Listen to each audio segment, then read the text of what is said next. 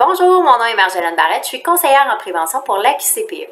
Aujourd'hui, j'ai décidé de répondre à certaines questions qu'on a reçues concernant la désinfection et l'utilisation des jouets, des locaux et concernant les sorties extérieures.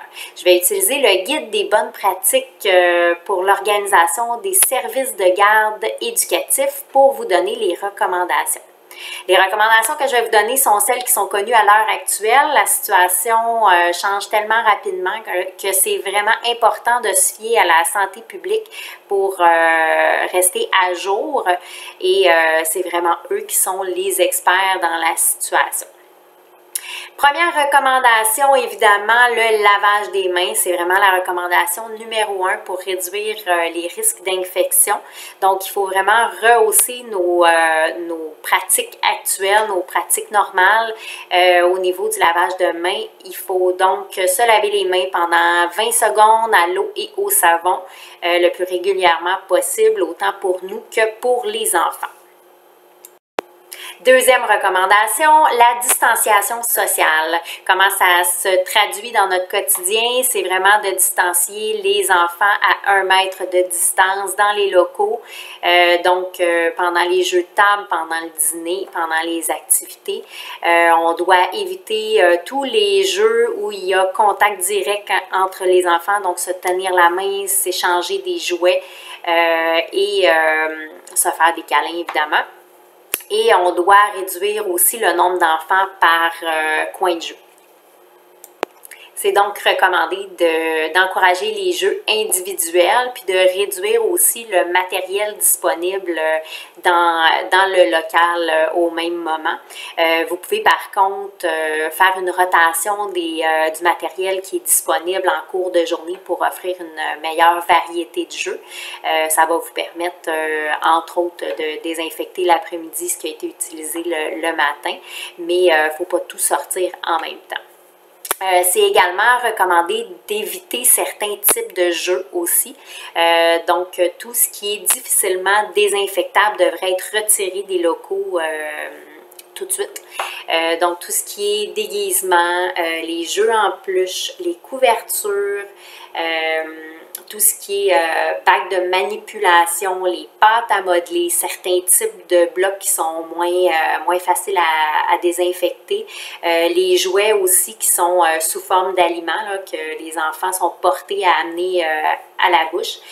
Tous ces jouets-là devraient ne pas être utilisés pendant toute la période où le COVID-19 est là. Au niveau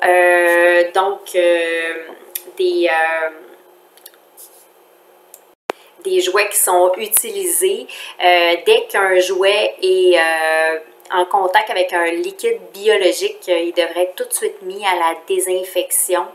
Et tous les jouets donc, qui sont utilisés en cours de journée, c'est recommandé d'avoir soit un filet ou un bac pour les mettre également à la désinfection tous les jours.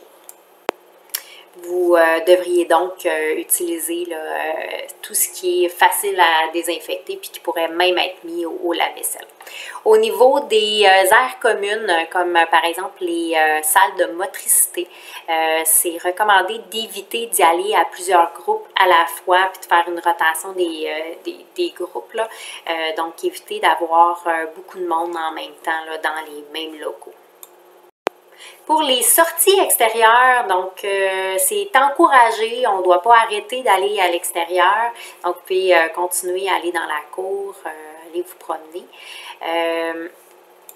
Mais il doit toujours y avoir distanciation sociale d'1 mètre entre les enfants.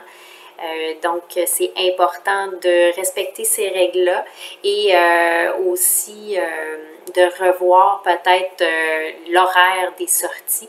Donc, ça peut être intéressant de revoir l'horaire pour permettre d'être moins de monde en même temps à l'extérieur. Une autre chose qui est recommandée, c'est de conserver les mitaines pour éviter les contacts directs de la peau avec les surfaces. Donc, même si les mitaines sont mouillées, on essaie de les garder et dès qu'on arrive à l'intérieur après la sortie, une des premières choses qui doit être faite, c'est vraiment de se laver les mains des enfants aussi. Donc, très, très important. Si vous connaissez bien le groupe d'enfants que vous avez, vous pouvez aussi continuer peut-être à faire des sorties dans le quartier, donc des promenades dans le quartier. Vous pourriez même aller vers des grands espaces ouverts là, comme des terrains de soccer, des parcs, pour permettre justement aux enfants d'avoir plus de place là, pour permettre la distanciation sociale. Par contre, ce qui est important au niveau des parcs, c'est que les aires de jeu, là, que je parle des parcs, mais c'est la même chose dans nos cours, les aires de jeu où il y a des modules, c'est important de les éviter. Les modules de jeu sont difficiles à désinfecter, donc ça peut augmenter les risques de contamination par contact. Donc, on doit vraiment les éviter actuellement. Donc, même chose aussi qu'à l'intérieur, quand on parle de distanciation sociale, on doit éviter les jeux de contact direct, donc les jeux de chamaillage, les jeux où on doit se tenir la main ou qu'on s'échange des choses. Donc, vous devriez favoriser les jeux libres individuels. Si vous voulez utiliser des accessoires comme par exemple les cerceaux, les ballons, vous pouvez le faire. Par contre, chaque enfant doit avoir le sien et ça doit être du matériel qui est désinfectable parce que ça doit être désinfecté après utilisation. Au niveau des jeux, on parle de jeux libres et individuels. Vous pouvez également peut-être faire des jeux actifs, comme par exemple des déplacements ludiques, là, où on va demander aux enfants de se déplacer en saut de crapaud ou de courir d'un point A au point B. Mais il faut vraiment garder une distance au niveau des enfants.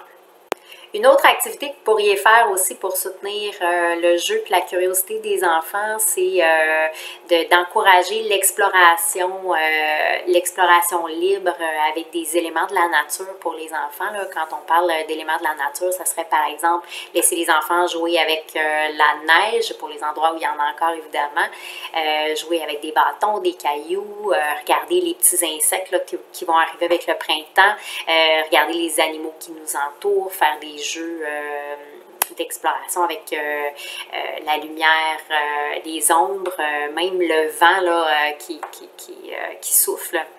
Donc, ça pourrait être de vraiment observer l'enfant dans regarder un petit peu les initiatives donc des enfants et vraiment les soutenir, par exemple, en leur posant des questions sur qu'est-ce qu'ils observent, qu'est-ce qu'ils ressentent, vraiment en s'intéressant à ce qu'ils font puis en faisant le dialogue avec eux.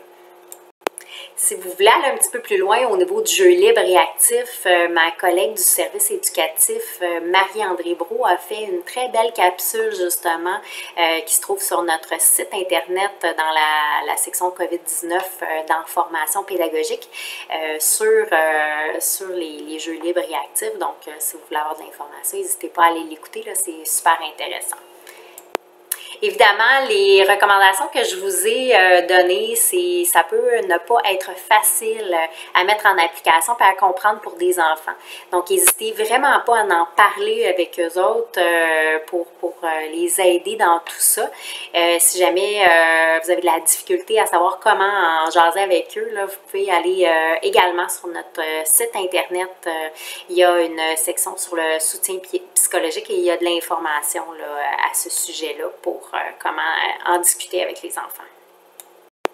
Finalement, au niveau de la désinfection, c'est super important de suivre les recommandations de la santé publique, de suivre les protocoles établis autant par la santé publique que par les fournisseurs, de ne pas mélanger de produits, de bien faire ça de manière sécuritaire, porter vos équipements de protection individuelle. Donc, assurez-vous vraiment de suivre toutes les recommandations puis de faire ça sécuritairement.